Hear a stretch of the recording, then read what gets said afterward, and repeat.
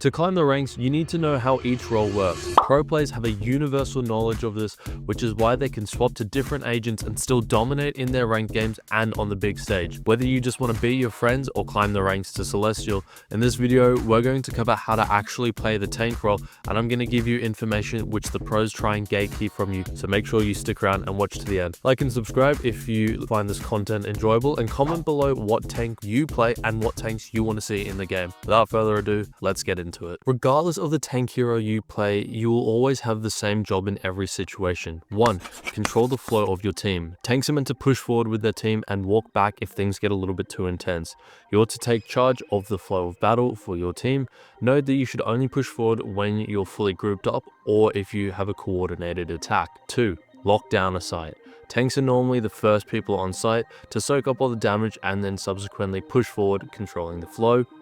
Defend the backlines. Whether it's defensively or offensively, a tank should always have some protection over the backlines. Take Strange and Mag for example, they need to hold up their shield and absorb the damage from a front-on attack. But take agents like Captain America for example, they protect the backlines by drawing the attention onto them. And finally, applying pressure. When pushing forward or attacking a site, a tank should pick a target and apply pressure to this.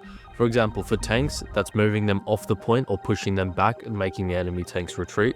For DPS, that's stopping them from reaching your team or pressuring them off your healers, whether you want to peel back for them.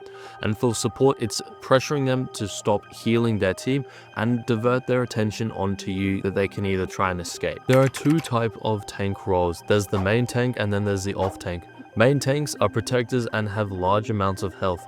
These tanks typically don't have a lot of mobility in comparison to the other tanks, but however they will have some. Typically these tanks have shield as their main form of defense for their team, and they stay with their team together during pushes.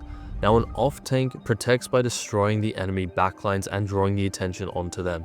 They have higher mobility than most tanks, and they normally have bonus health or an adaptive shield over a conventional shield, or their shield isn't a large aspect of their kit. These tanks are designed to dive into the enemy team and typically disrupt their backlines. While there are two main overarching tank types, there's about 5 categories of which a tank can fall into. Into these categories, they are designed around a tank's kit and ability. There can be crossover between the categories with some tanks, so let's get into it.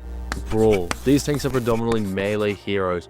Hulk and the Thing are key examples of this, and they engage the enemy head on and then dive into the backlines or try and find a pick. The poke category do small amounts of damage from a distance in an aim to get a pick and build an ult, which normally kicks off the team fight. Tanks like Peni and Magneto fit into this role perfectly. The shield tanks. Shields act as one of their primary abilities and are used to march forward and block incoming damage. Strange is the greatest example of this with his shields, but however other agents also include Mag and Emma. A dive tank, as the name suggests, these tanks are designed to dive the enemy backlines and initiate the fight quickly. Captain America and Venom are the two key players in this role. And the bunker. The bunker archetype are built for locking down a site and are only really valuable on the first half of convergence maps or a defensive hold. Groot and Peni fall into this category perfectly with their ability and their kits. However, it is important to note that it is a lot harder to play these guys on attacking. While there are 5 tank categories, there are only 3 main playstyles which a tank player should follow. Note that some of the playstyles are directly correlated with some of the tank categories, however they are not mutually exclusive. So the first one is the Anchor. The Anchor playstyle is used defensively to lock down a position, a site, an objective, or the payload. And while other playstyles are similar to this, including the Bunker category, which excel in the Anchor platform, other categories like Poke and Shield also work well in the Anchor playstyle. The Brawl is both a playstyle and a category.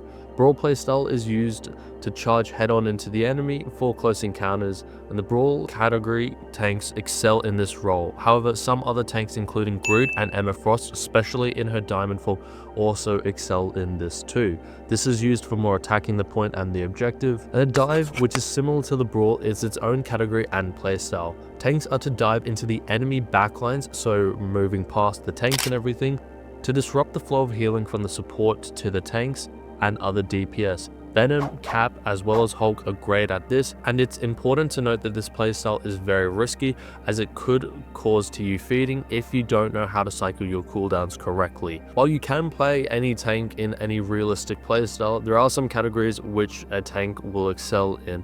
Comment below if you play your tank conventionally or if you take your role into your own hands. Now, why are playstyles important? Different playstyles and categories have their own unique method in achieving the overall goal, which was mentioned at the start of the video. If you can't remember, go back and watch it. Each role is used in a different team composition and can unify team synergy, allowing your team to flow and function properly. Tanks pretty much determine the team composition and the pace of the game. While yes, it's a team effort to pick and curate a functional team composition, if the tanks are Venom, Captain America, typically the DPS and support lineup should consist of high mobility characters such as Spider-Man and Wolverine, and Rocket, Atom, or C&D to match the explosive output and the needs of the tanks.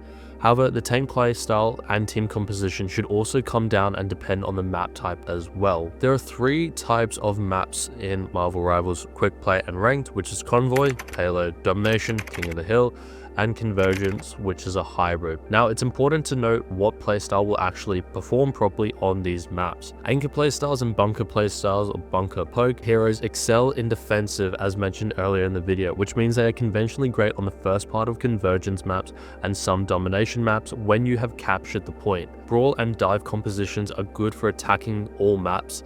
It's important to note that shields can fit anywhere in the right circumstances.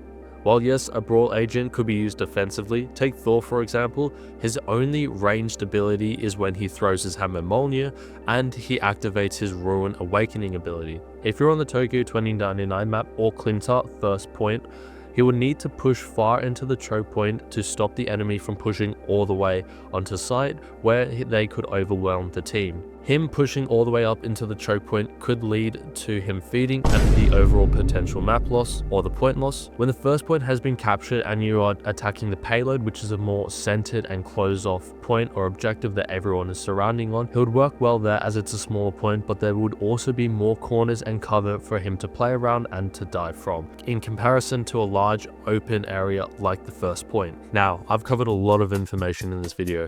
You should all go back and watch it and make sure you actually absorb it all and you understand it all.